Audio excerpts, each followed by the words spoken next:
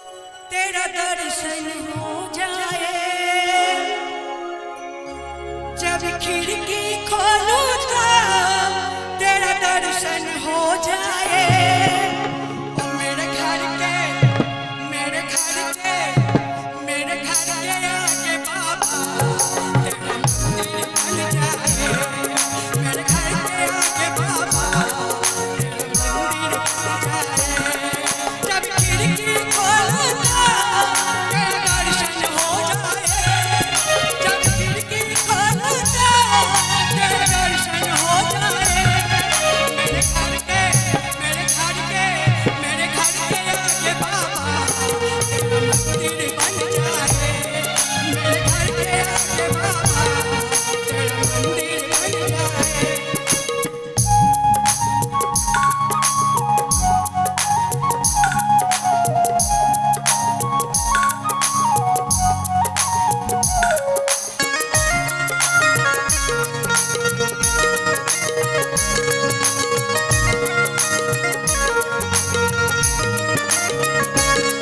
जब आरती हो तेरी मुझे घंटी सुनाई दे। जब आरती हो तेरी मुझे घंटी सुनाई दे। मुझे रोज सवेरे बाबा तेरी सूरत दिखाई दे। मुझे रोज सवेरे बाबा तेरी सूरत दिखाई दे।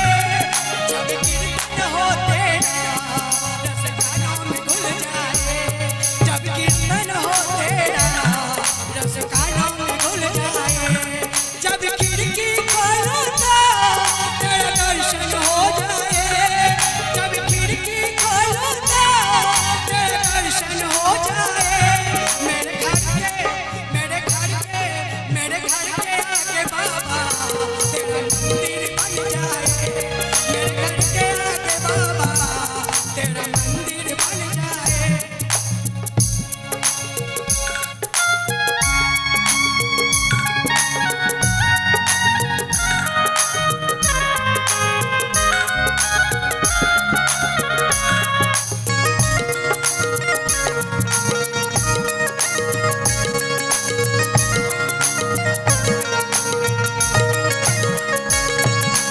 आते जाते बाबा तुझको मैं प्रणाम करूं।